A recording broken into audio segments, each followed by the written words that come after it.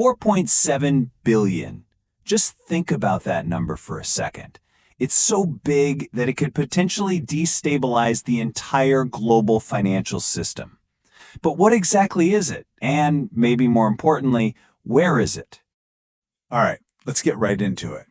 That number comes from a single sentence, buried deep inside a leaked internal document from one of the world's biggest banks. And what it's saying is, well, it's staggering. It means for every 100 ounces of silver that customers think they have sitting in Asian vaults, only 27 are actually there. So where are the other 73? Are they somewhere else, or do they even exist at all? And look, this isn't just speculation. The bank's own document flags this as a major urgent risk. Now, what's so fascinating here is that what looks like a random, isolated crisis, it's actually something else entirely. It is a pattern, a financial blueprint that has repeated itself with uncanny precision throughout modern history. And if you can understand that pattern, you can understand exactly what's unfolding right now. And that's what we do here. We help you find the signal in all the noise of global finance. We're really glad you're here with us, by the way. Our community of informed viewers is growing every single day. If you find this breakdown valuable, make sure you're subscribed to stay ahead of the curve. So the big question is, why now? A system like this doesn't just break on its own. It needs pressure. And right now, the global financial system is basically inside a macroeconomic pressure cooker. There are multiple forces all building up at once, pushing it toward its breaking point. Let's break down what those are. The foundational weakness is a concept called fractional reserve banking. Just think of it like an invisible fracture in a dam. When everything is calm, it seems perfectly strong, completely trustworthy. But the entire system is built on one huge assumption, that not everyone will show up and ask for their assets back at the same time. The minute real stress is applied, that invisible fracture can shatter the entire structure. And that stress is coming from all sides. You have escalating inflation eating away at purchasing power. At the same time, global currency debasement makes holding cash a losing game. We're also seeing major nations actively trying to move away from the US dollar. Then you throw in soaring industrial demand for a metal like silver, and you have a perfect storm. What other pressures do you see building? I'd be curious to hear your thoughts in the comments.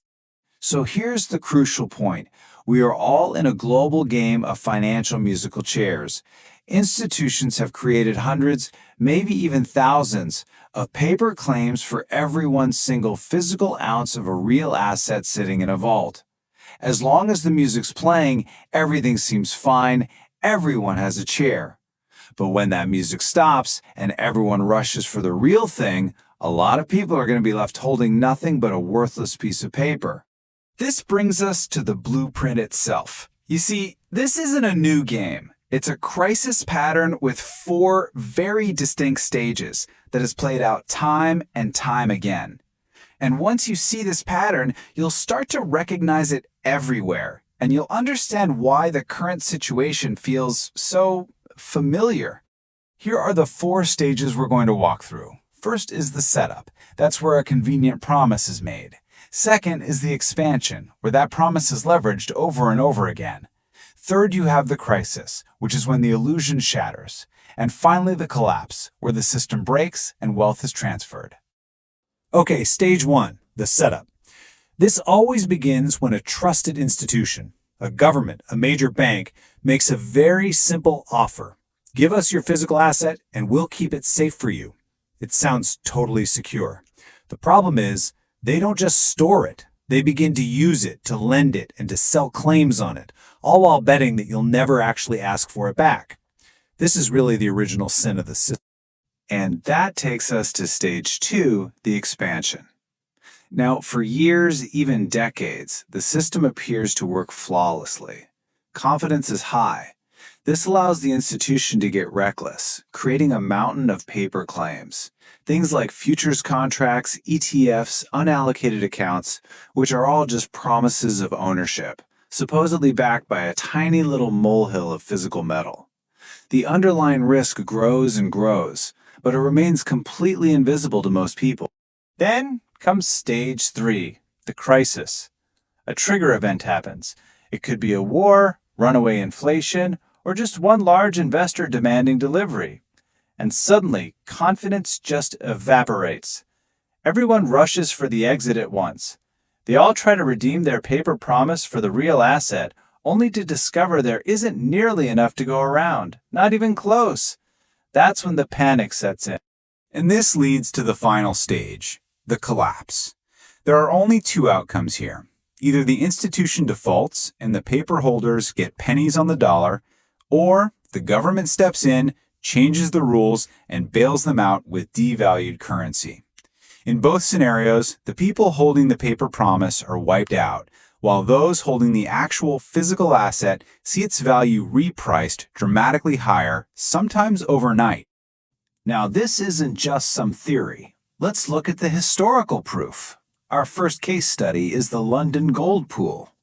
In the post-World War II era, the US dollar was supposedly as good as gold, backed by the largest hoard in history. It was a classic stage 1 setup. So what happened? The US printed far more dollars than it had gold to back them. That's the expansion. Then, countries like France started demanding physical gold instead of dollars. That was the crisis.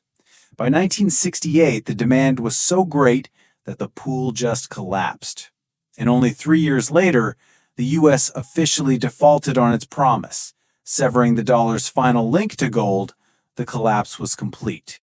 So what happened to the people who saw the pattern? The folks who ignored the official promises and just held physical gold instead of paper dollars? They saw its value soar from $35 an ounce in 1971 to $850 by 1980. That's a staggering 2,400% return. The pattern played out perfectly. Let's move to our second case study, the Hunt brothers and their famous attempt to corner the silver market.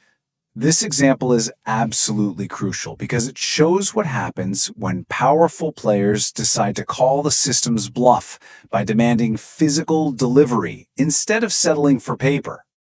By taking delivery on every single futures contract, the Hunts expose the massive shortage of physical silver versus all the paper claims. The price just exploded. The exchanges panicked and, in a now infamous move, they changed the rules in the middle of the game to liquidation only. It orchestrated a crash, for sure, but it proved that the system was unwilling to deliver on its promises when truly tested. But here's the key takeaway for physical holders. While the Hunt brothers were ruined on their leveraged paper positions, anyone who simply bought and held physical silver before the mania, well, they saw its price go from $5 to a stabilized $10 after the crash. They still doubled their money, and they were completely insulated from the paper market's collapse. You might think these are just relics of the past, but our third case study shows this pattern is alive and well today. In 2013, Germany's central bank, the Bundesbank, decided it wanted some of its gold back from the vaults of the New York Federal Reserve. Their simple request was met with incredible resistance. First, the Fed denied an audit, then it took them 7 years to ship back just a portion of the gold. And when it finally arrived, auditors discovered the serial numbers didn't even match the original inventory. The only logical conclusion? The original gold was likely long gone, leased out, or sold. What does this suggest about the integrity of vaulted metal today? This brings us to the core lesson from all of these historical examples. There is a fundamental difference between a paper claim and a physical asset. One is a promise from a system with counterparty risk. The other is a tangible asset you hold outside that system with no counterparty risk. One can be created infinitely, the other is finite and scarce. Which brings us right back to where we started. We've seen the 4-stage pattern. We've seen it play out with gold, with silver, with central banks, and with private investors. So the question we have to ask ourselves, the most important one of all, is, with everything we're seeing today, is this centuries-old pattern repeating right now? In part 2, we're going to do just that. We will apply this crisis blueprint directly to the current situation, examining the evidence and answering that 4.7 billion ounce question. So make sure you're subscribed, because you are not going to want to miss the conclusion to this story.